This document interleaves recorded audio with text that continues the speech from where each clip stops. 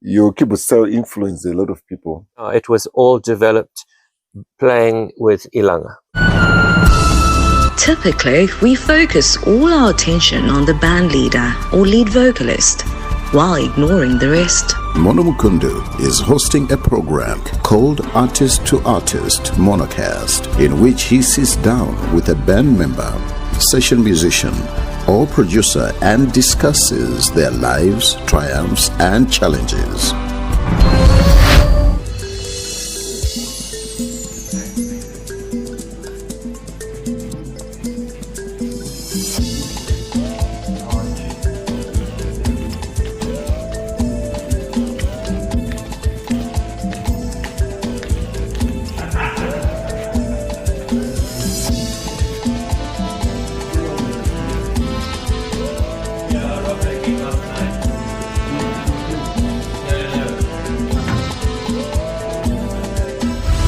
First of all, Keith, I want to know how to pronounce your name. Because I remember somebody was correcting me because I always say Keith Farquharson. Yeah, you know why? Because it's easier generally for Zimbabweans to say that than to say Farquharson.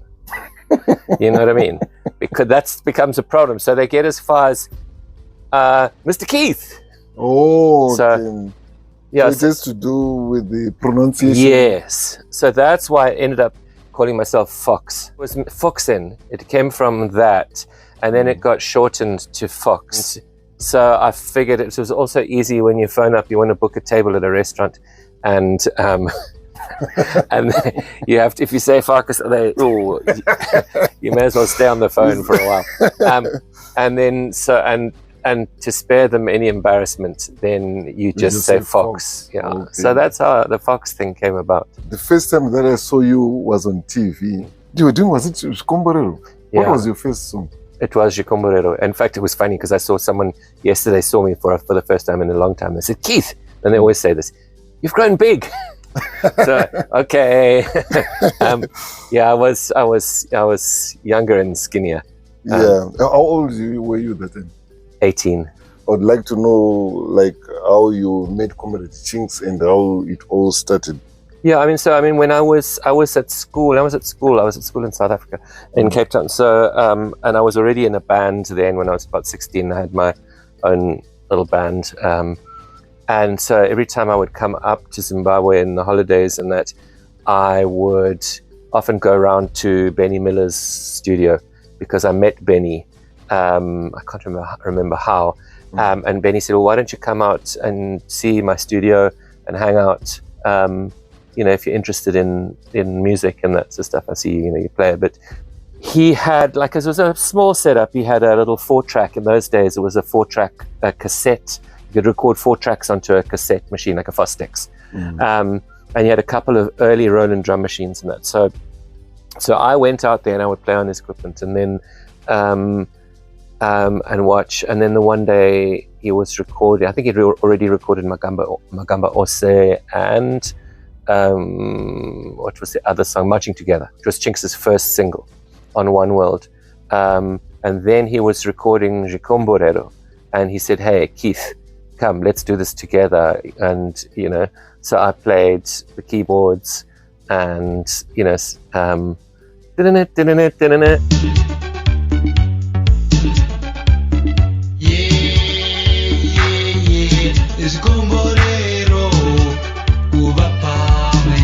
and then all of those melodies. You're the one who was playing those. Yeah, and we programmed that on a drum machine, and Chinx did the vocals, and we mixed that down on the 4-track, and then it got put out as a single.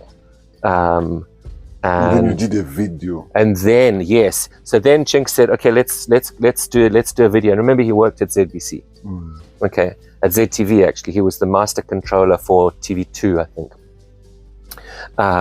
So he put on all the programs and made sure they all ran. And so we went and we did a video for Chikomborero at ZBC. And pretty much every day. And then even after that, years and years later, every Heroes Day, that video would always be put on. Because the music was going hand in hand with the narrative that was going on that time, which was national unity and reconciliation. Exactly. Yeah. So a skinny white dude with a skinny black dude. It came out really well. I would go out to visit Chinx in yeah, absolutely. In my little VW Beetle, and for me, I mean, you got to understand what it, so I grew up playing classical music. I was at the College of Music doing piano and all of that until I was about 13, and then I went down to school in South Africa, and then I still carried on, but when I was about 15, I joined a band with some school friends and that guy who lived across the road from the school, and we would play kind of rock, just it wasn't rock actually, it was more independent kind of different stuff, and I was into synthesizers, so obviously I had a keyboard. I convinced my parents to buy me a small synthesizer, and so that's why when Benny let me come and work in his studio, it was he introduced me to Chinx. So that's how I got into Zimbabwean music. And I thought, wow, I love this. So how did you meet Ilanga? Because I understand you met them at Benny Miller Studios. They were recording Tandiwe, I think. That was their first single. Or Sing a Song of Africa, I can't remember. But maybe they were both on the same record. But I wasn't the keyboard player. Bacchus, Brian Paul was playing keyboards. And then... Brian Paul wasn't he a bass player? He was a bass player, but he also played keyboards. So then, when Comrade Chinx's song started to do well, then they said, and remember also Louis Mhlanga was recording with One World as well, with his brother. One World is record label, yeah.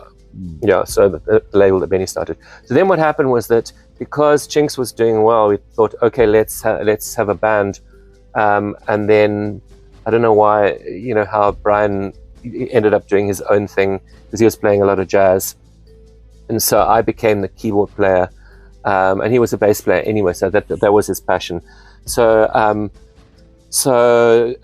Don, Andy, myself, Chinx, Munya Brown, pretty much were the first people to start with Ilanga, and then Munya went to do his thing with Transit Crew, and Gibson Nyoni came and played the drums for Ilanga. So we started like that, and then Busi and Charlie Mangena, who came as backing vocalists not too long after that, and we recorded the first album, which was Visions Foretold, at Frontline Studio. So this is how I met Debbie. Because Debbie Metcalf, Peter van Deventer, and Chris Bolton, I think Chris Bolton was involved somehow, had set up the studio called Frontline Studios in just down the road here, close, in kind of Kamfinsa, Greendale.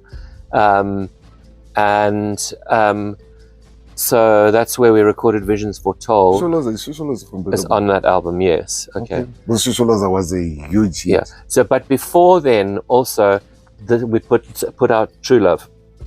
True Love was before it came as a single. Oh, all right. And that was 1988. 87. 87. Yeah.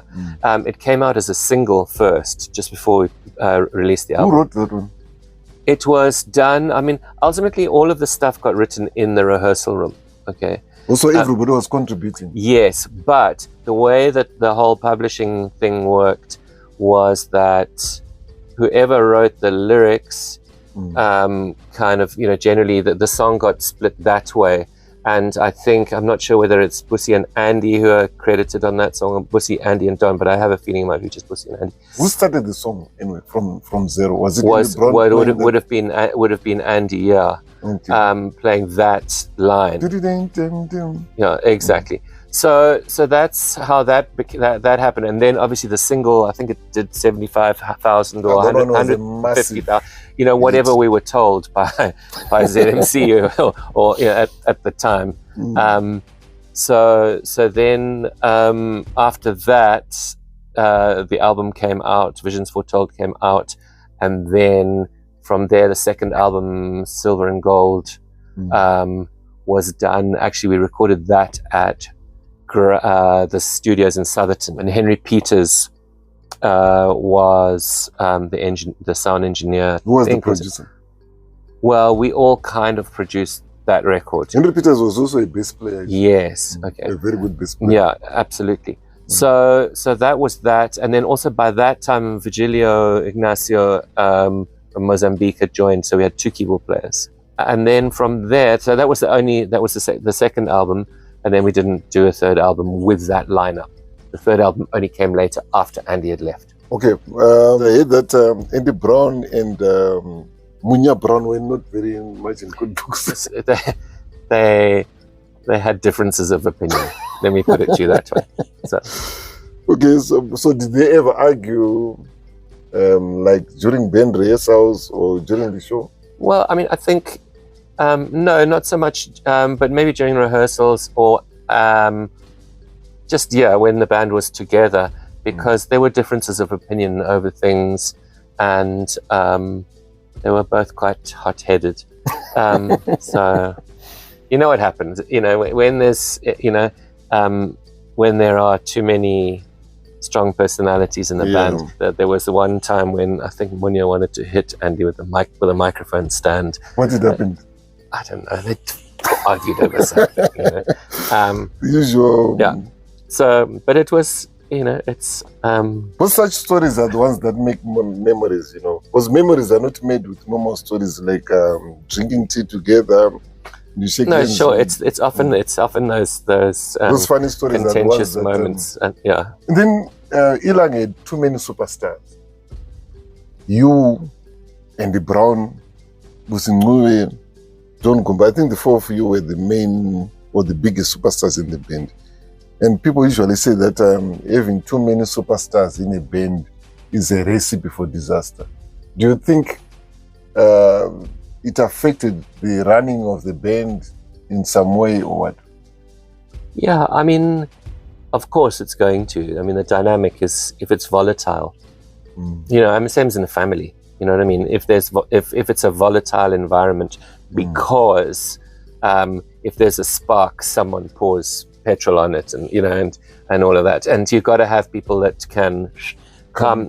Yeah, and where there's too many people with too many cans of petrol, then it's going to be a huge bonfire. Yeah. So yeah, it was challenging, but it was the same. I mean, look, it's the same in any band, where but there are bands like, for example, bands where there's one artist with his subordinates, like Oliver Mtukudzi and the Black Spirits. Oliver has got the final say. But when you have bands where a group started together and almost the majority of the band members are superstars, and that was the story of Ilanga. I think Ilanga sort of, although some came later, but you sort of started at the same time, and there were, I think I can say, too many superstars, because if you have more than 2, it's too many already. It was you, Andy Brown, Don Gumbo, Busimwe, Munya Brown. You are bound to have some headaches here and there.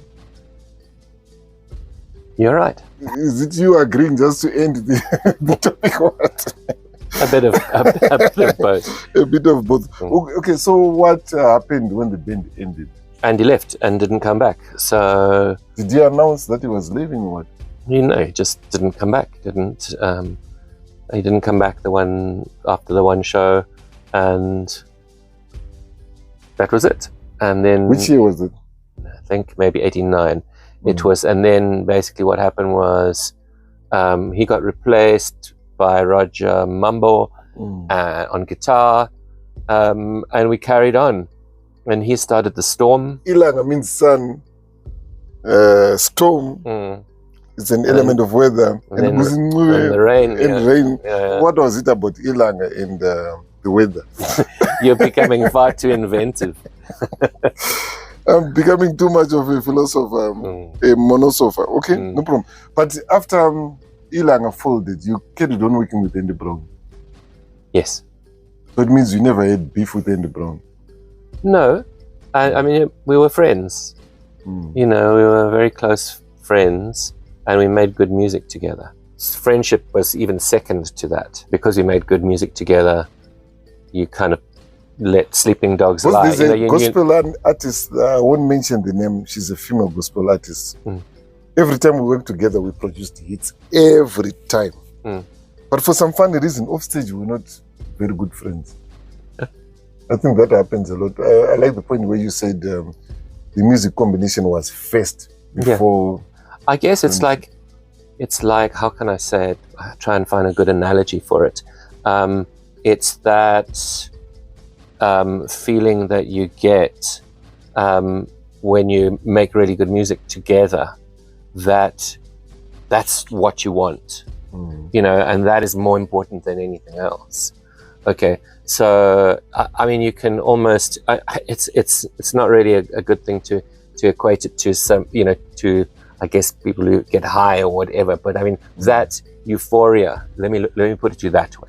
That really good feeling that you get when you're playing together with someone, you're writing some music together, that that magic happens, and it happens when you're together making music. And so all the other stuff that happens, all the personal stuff, sometimes you have to say, well, actually, I've got to park that for the time being, because I want that more. You know what I mean? So we never really, Andy and I never really sort of fell out to the extent where we couldn't speak to each other. He wasn't happy when I left the Storm and went with Sam and Wendy to Tuku's band. Yeah, but it didn't stop me from doing. He would then say, "Listen, come and play some keyboards on some of my songs." I would still do that for him. So, you really made good music together. Because I remember, were you there on Chamushana? Yeah, that was massive. And so that record was me and him. Just the two of you? Just the two of us.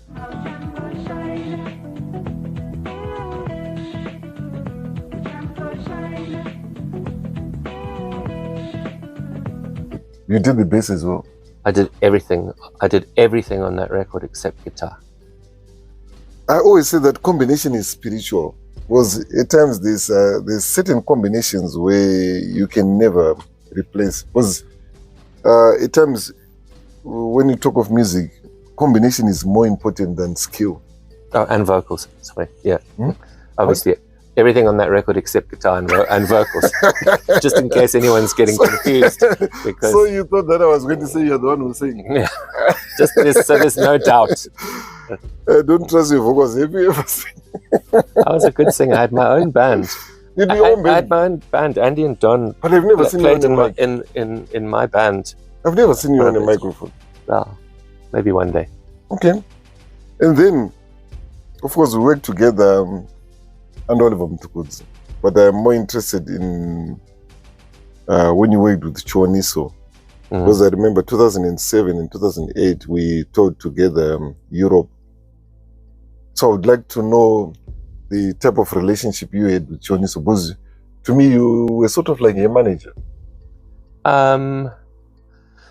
No, I mean, I wasn't her manager as such. I was really just, we recorded together. We did, obviously. You also had a very good combination with Chiwoniso as well. Yes, 100%. But that also involved Andy as well. He was very instrumental in that. So that's how the music got done, was me and her and him, for the most part. Until, so that was for Ancient Voices. Remember, we were playing those songs together. And then for Rebel Woman, I did that album with her, without Andy wasn't involved in that. Excuse me, let's go back to Ancient Voices. Are you the one who produced Ancient Voices? Okay. And how easy was it to make that album? Because according to me, it's one of the best albums produced in Zimbabwe.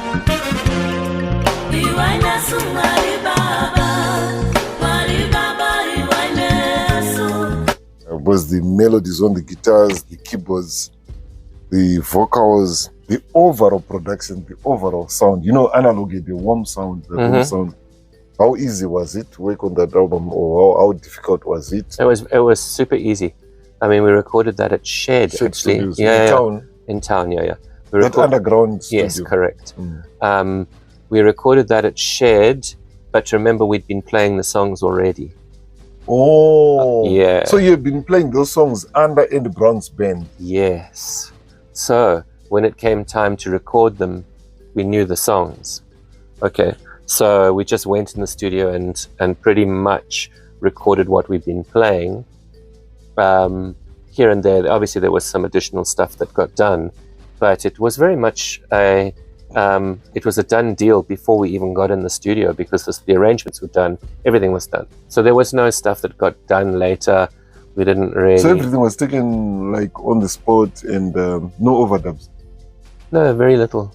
Very little overdubs? Yeah, which was completely different to Rebel Woman, which was the other way around. Okay. Yeah. And then that album, I heard that it got nominated in France. So what happened was, with Piece of Ebony, what happened was that we entered some of the songs for the Radio France International Discovery competition, which was open to the whole world. Okay. So what happened was, we won, we won that, and the kind of that introduced that, that really sort of kind of introduced us to a record label, a big label in France, who said, right, that's what we want. We want to do an album for Chiwoniso. This was before Ancient Voices.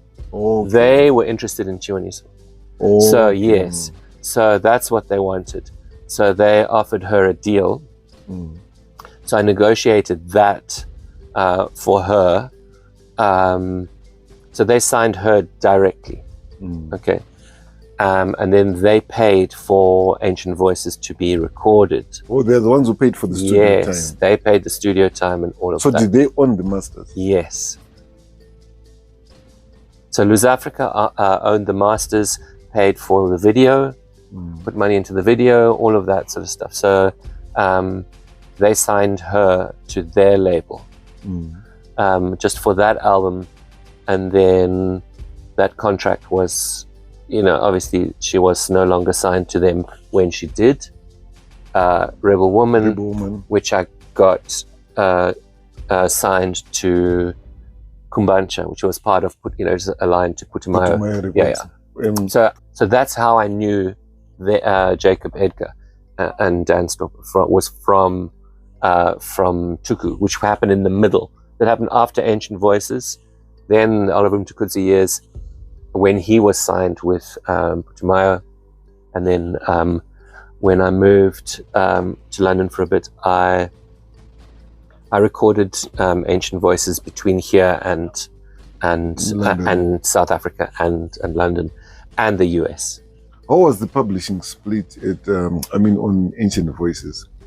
Was the other time I think I heard Adam Chiso saying that he had a stake on so the publishing got 100%. So the publishing for Ancient Voices got split between whoever had basically brought the song or been involved. It depends on how involved you'd been in the song.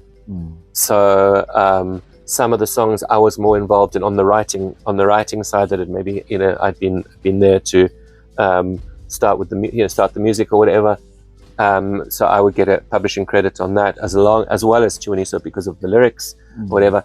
And sometimes if Adam had come with one of his Mbira lines, and Chiwoniso had composed something over that, then the two of them would. So it was very.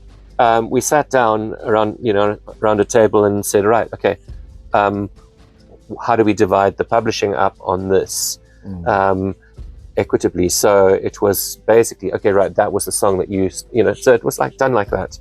Before the music was released. Before it was released. That was because wise. Remember, you have to sign deeds of assignment. Okay? So the record company will make you say, right, okay, there's 10 songs here. who wrote the songs, who wrote the music, who wrote the lyrics, etc., etc., and all of that had to be documented and signed before the album was released. And Brown did not contribute to the writing? No.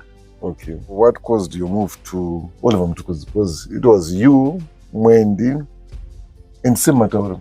I think mainly because I think we'd all decided that we didn't want to play in the Storm anymore. Why? I think things were just getting difficult with Andy. And, you Was know, it difficult to work with? as I said to you, it all goes back to this thing where, you know, and it happens with families where you fall out with your sister or your mother-in-law or whatever it is, and then, you know, years later you repair the damage, you come back, you know, and everything is fine again. And that's all that happened, was that we just decided, actually, you know what, let's you know, we can't do this anymore. And the opportunity to play in Oliver's band came up. And remember also, that was the time when he recorded Tuku Music, at Steve Dyer's place. So I played all the keyboards on Tuku Music, Todi, all of those songs. And then there were a bunch of songs we recorded for Paivepo as well. You which recorded didn't, yeah, we didn't, I don't think we recorded the whole of Paivepo, but we recorded a lot of it, because there's some songs I'm playing keyboards, and I think there's some songs that Richard is playing on Richard Matimba. Mm-hmm. And I was discussing with Steve Dyer when he came here last week, and there's a comment that he made on Zimbabwean music or African music in general. So he was saying that Zimbabwean music is mbira driven or guitar driven, and keyboards can mess up the song. Some Zimbabwean music, not all. Yeah. Yeah. So he was saying that keyboards can mess up the music, and he referenced you, and he said that I like the way Keith plays his keyboards. At times they are not in your face. It's keyboards that's sort of like complementing what's happening. So with that, I would like to discuss your keyboard style, because your keyboard style influenced a lot of people. It was like the way you played keyboards on, especially Chiwoniso's album. It influenced a lot of keyboard players here in Zimbabwe.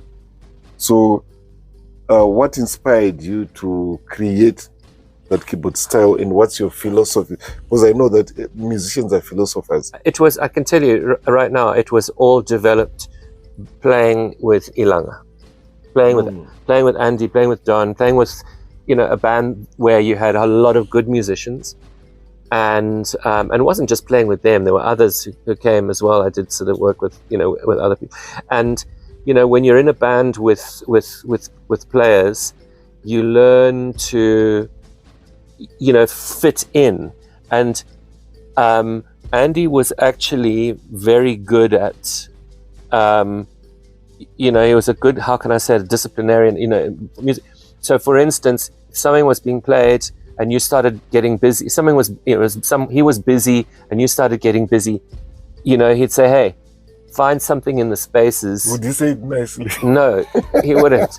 But yeah, but find something. Yeah, I know that he was, find something. Not very diplomatic. No, I mean, that's also part of the reason why him and Munya didn't get along so well, because Munya played reggae very well, but he didn't really know the Zimbabwean stuff very well. So that's why they clashed a lot. But anyway, so just going back to playing in the spaces. So you learn that, okay, if there's a melody being played by a guitar or whatever, or mbira or whatever it might be, or even there's a vocal line being sung, don't challenge that by, you know, or interfere with its space by playing something too busy. So that's really how I learned to fit in the spaces. And when the time comes for you to say hello, you can say hello with, you know, with your melody and all of that. And that's what would happen, is that they'll say, you know, it would be right, Keith, find something to play in that section. We need a keyboard part, you know, melody for that section. And then we do a verse, we do a chorus, and then it would be, okay, right, then Andy's going to play a guitar melody or whatever. So it was very much like that, because that was the type of band that we were. It was everyone could play. Everyone could hold their own, playing some melodies and that.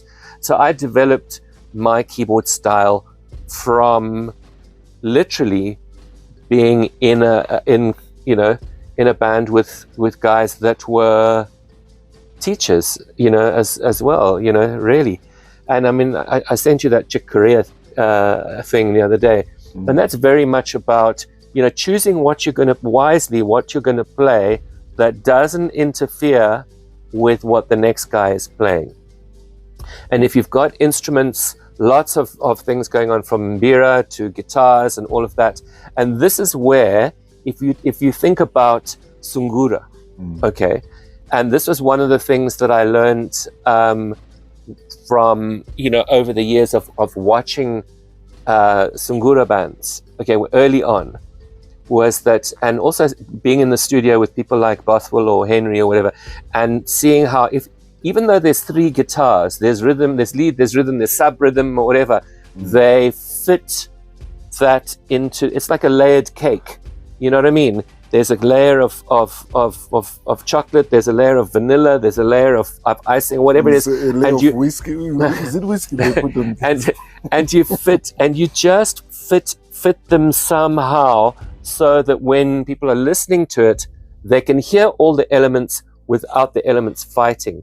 And to be able to achieve that is all about finding spaces musically, finding spaces in the music where you can obviously fit in, but also for the mixing now, not making one guitar sound like another guitar.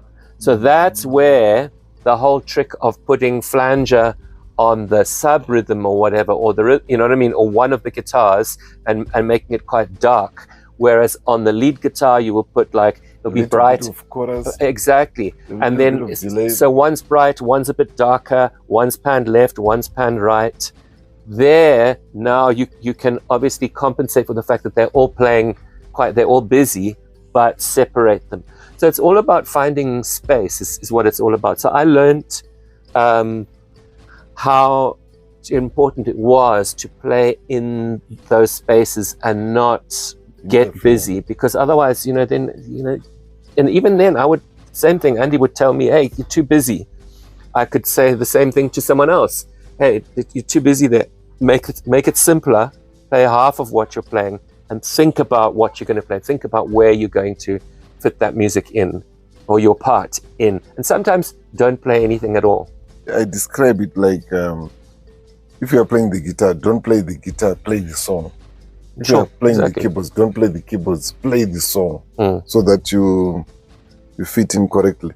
Then the last thing that I would like to discuss is, it's a bit separate from everything that we've been discussing.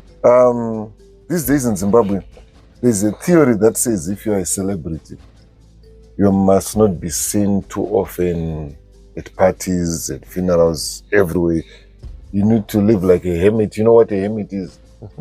Living in reclusion somewhere there, no one is supposed to see you. That way, in Shona, they say, you are now heavy, you are now somebody very important. Now, in my view, I think that theory does not work well with us as human beings, because as human beings, we are social animals. Sure. Because if you look at Mtukudzi, he was very huge, he was very big, but you could see him at parties, you could see him at other people's gigs. If you look at South Africa or America, there are places or shows or events where you see Beyonce, you see Jamie Foxx, you see all the other celebrities that will be attending. But in Zimbabwe, you never see another musician at a funeral, at a party, at another artist's album launch or gig or anything. They live in reclusion, like hermits. And I feel it's depressing. And so, what's your view of that theory? I don't know if I made myself clear. You did. No, you did. I think it really depends on the individual. I mean, you're not a hermit by any means, okay? But I understand that, and I understand that, also socially, you've got the landscape and the environment has changed, because given the attention from social media now, all right, that that people get. I mean, it's not just artists. It's even if there's. I'm reading a book at the moment, about a detective kind of thing and there's some crimes that happen, and it very much, they weave this whole thing about social media into because you've always got, even if it's a crime scene, you've got people coming to take selfies at the place where, someone got shot or whatever it might be. Even if you're dying, they don't yelp, they'll take absolutely. So that is, I think, partly to blame here, in that perhaps if you are in the public eye, you become less inclined to go to public places. You're safe on stage, but to go to public places, and the amount of attention that you get, and the amount of the fact that people want to take pictures with you, and the attention is often unwelcome to, I mean, I personally understand that, I would be uncomfortable if that happened to me all the time. Isn't it depressive to live alone, stay alone, avoid everybody as a social animal? Yeah, but I think it's depressing. Yeah, sure. It wouldn't work for you. But I'm glad that I'm not a celebrity. I work with celebrities. I'm not a celebrity, so I can put myself in their shoes. But if you think about it, all right, think about someone like Ja Praiser, right? Anywhere he goes, I mean, he can't just relax, have a good time. He would have to leave Zimbabwe for that. Okay, he would have to go somewhere where people just wouldn't know who he was and wouldn't care, and that sort of stuff. Who he was, and he could have a holiday. He could have a good time, but he wouldn't be able to do that in Zimbabwe. Yeah, in Zimbabwe, can people like Ja Praiser, Winky D, Alec Macheso, Solomon Chimbedi, especially those four. But my question still comes back to Oliver Mtukudzi. You could see Oliver Mtukudzi at parties. Because in Zimbabwe, we don't have any artists who have reached the level of Oliver Mtukudzi. But you could see him at parties, and it's sometimes small artist gigs. You would see him there. You would attend. So how can we compare that? I see what you mean. I guess that's just him.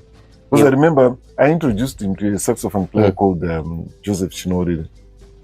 He's the band leader for the group called In Total. Yeah. And Joseph, that time, he was absolutely unknown. And he would organize gigs at Bishop Bismarck's church. What do they call it? Chabula, New Life. New Life, yeah. And Tuku would be there, sitting in the audience. And Joseph Chinoriri was a nobody that time. Right now, people know Joseph Chinoriri, Joseph Sax. But that time, he was a nobody. But Tuku would respect Joseph's artistry. And Joseph is just a young boy. He was born, he's still a very young boy. But Tuku will be there. So I'm trying to compare that, because my worry is those guys are going to go into depression because the way they avoid all social events, I think it's worrying to some extent. And maybe the ones that you go to, but you don't know. Maybe they do other things. Maybe. You must ask them. The problem with me and you and all other people that work behind the scenes is our names, they don't blow up as much as the people that we work with. Sure. So at times, it's not everybody who will be as humble as Chiwoniso and Oliver Mtukudzi, who will carry on respecting you for what you contributed to their music. Some of these youngsters, when they get big, they don't even know who you are. So at times it's difficult. Anyway, it is what it is. Thanks for the chat. Guys, this was Keith Farquharson or Fox. I mean, whatever it is. This was Fox, ladies and gentlemen.